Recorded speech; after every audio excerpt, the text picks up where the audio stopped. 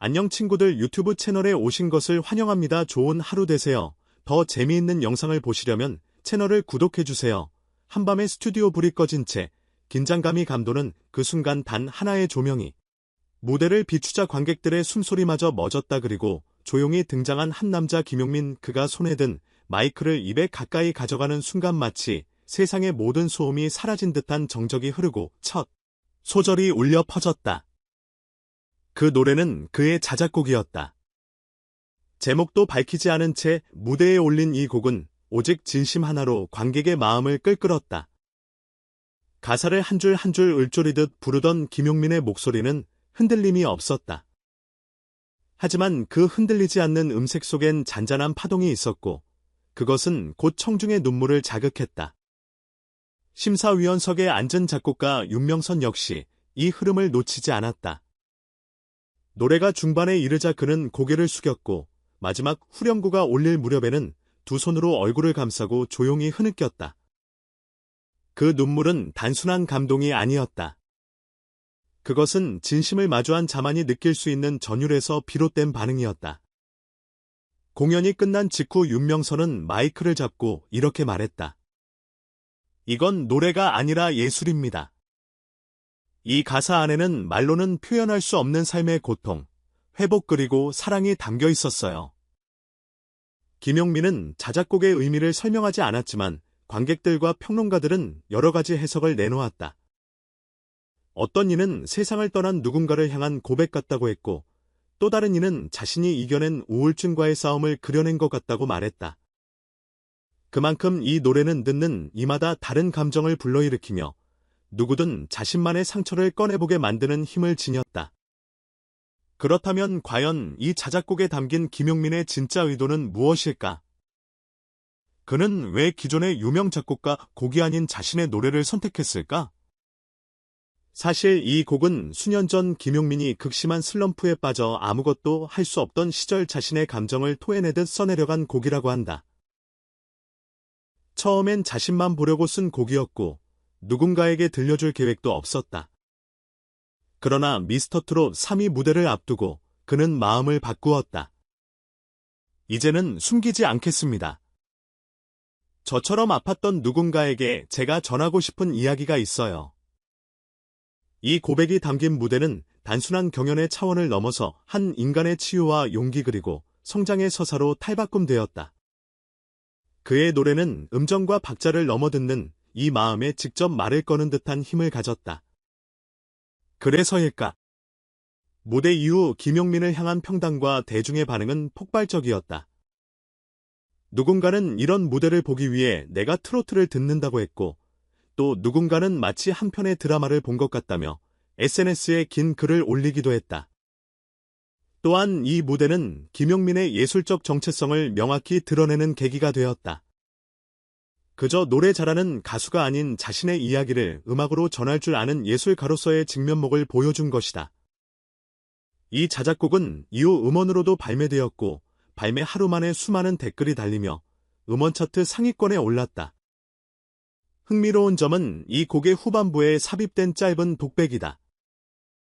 그는 노래 도중 멈추듯이 조용히 이런 말을 남긴다. 이젠 괜찮아요. 나도, 당신도. 이 짧은 문장은 김용민의 예술관을 응축한 핵심이었다.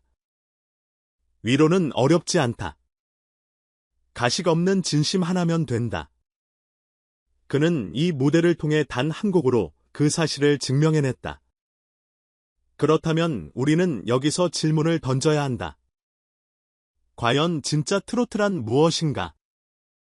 단순히 꺾는 기술, 고음을 내지르는 기교, 아니면 그 노래가 누군가의 가슴을 울리고 인생의 한 조각을 대변해줄 수 있을 때 비로소 완성되는 것 아닐까? 김용민의 무대는 바로 그런 질문을 던지게 만든다. 그리고 대답 또한 담겨 있다. 이건 예술이다. 김용민은 그날 무대 이후에도 한마디도 자신의 곡에 대한 해석을 내놓지 않았다. 다만 그는 공연 뒤 인터뷰에서 이런 말을 남겼다. 그 노래에 제가 살아왔던 시간이 담겨 있어요. 굳이 설명하지 않아도 그 마음이 전해졌다면 저는 더 바랄 게 없습니다. 이 겸손한 대답 속엔 한 아티스트의 성숙함이 담겨 있었다. 그는 더 이상 무대 위의 경쟁자나 연예인이 아니었다. 청중과 감정을 주고받는 진정한 공감의 전달자였다. 김영민의 자작곡 무대는 단순한 감성 전달을 넘어서 음악의 본질에 대해 다시 한번 생각하게 만든다. 이건 예술이다. 나는 윤명선 작곡가의 말처럼 이 무대는 감동의 무게가 단순히 잘 부른 노래에서 끝나는 것이 아니라 진심이라는 깊은 울림에서 비롯되었음을 보여준다. 우선 눈에 띄는 것은 이찬원의 예술가적 정체성이다. 그는 기존 트로트 가수들과는 달리 단지 주어진 곡을 소화하는 것이 아니라 자신의 이야기를 직접 곡으로 표현할 줄 아는 뮤지션이라는 점에서 특별하다.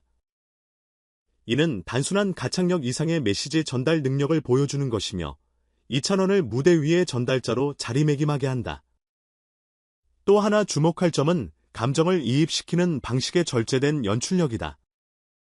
그는 눈물로 감정을 강요하지 않고 오히려 조용하고 차분한 어조로 관객의 마음을 흔든다. 이 지점에서 우리는 묻고 싶다. 과연 무대란 기량을 뽐내는 곳인가 아니면 이야기를 전하는 공간인가? 윤명선의 눈물은 그러한 질문에 대한 대답이었다. 그는 수많은 곡을 들어왔지만 그날만큼은 자신도 모르게 감정에 침몰되었다. 이처럼 한 곡이 심사위원마저 흔들 수 있는 경우는 드물다. 그렇다면 이 무대의 진짜 힘은 어디에서 비롯된 것일까? 단지 작곡자의 스토리? 아니면 대중이 공감할 수 있는 가사 속 메시지? 사실 자작곡이 주는 감동은 듣는 이마다 해석이 다르기 때문에 더욱 깊어진다.